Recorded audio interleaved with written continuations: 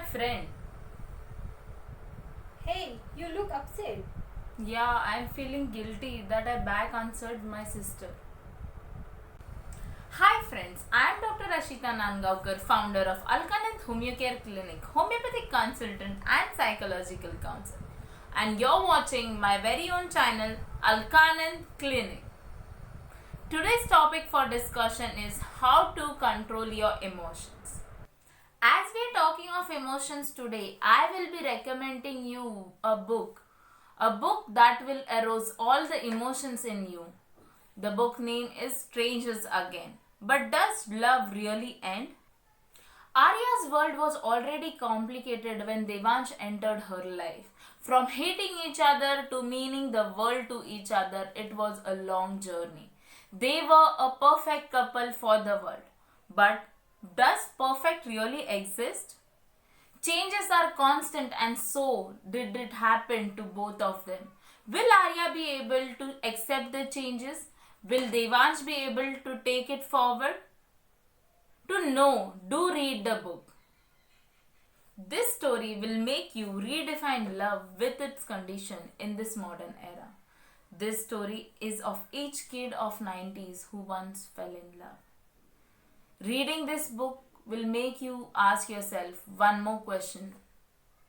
Does love really end? The book is now available on Amazon Kindle. Link is given in the description. And the author is your very own Dr. Ashita Nangaonkar. Do support my book and do comment. Emotions make you human, but what if your emotions control you? Every individual undergoes different set of experience in their life. The way they perceive things, the way they interpret it, are the way they react. Our emotional response is totally dependent on our perception of the events, things, people around us. Let's understand this with an example. Let's say you have a meeting with a client at a particular time and you get stuck in a traffic. Now there are three people. Let's say A, B and C. A gets frustrated at this situation. B blames himself, saying always happens with me. Whereas C stays calm and thinks it as a problem which he can do nothing about.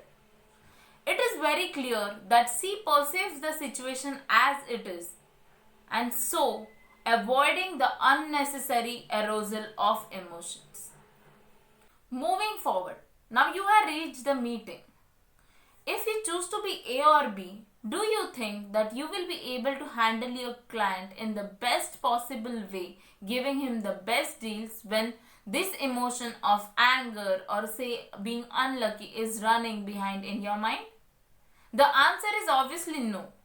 But if you choose to be C, you avoid the unnecessary emotions and you are able to handle your client with the best possible options, giving the best deal for him as well as making the best deal for yourself. Emotions are result of our given signals to brain of how we perceive things or events. When we say don't make me angry, does it mean that the opposite person makes you angry? Or simply it is that you perceive it in a way that makes you angry. So if we see like that, we arouse the anger in ourselves. To control the emotions, you should realize your emotions first. What makes you angry, what makes you upset, what makes you annoyed is what you need to know before you start to control it. Once you realize what makes it, you can start perceiving things in a different way. This gradually will lead to control of unnecessary emotional havoc that is caused.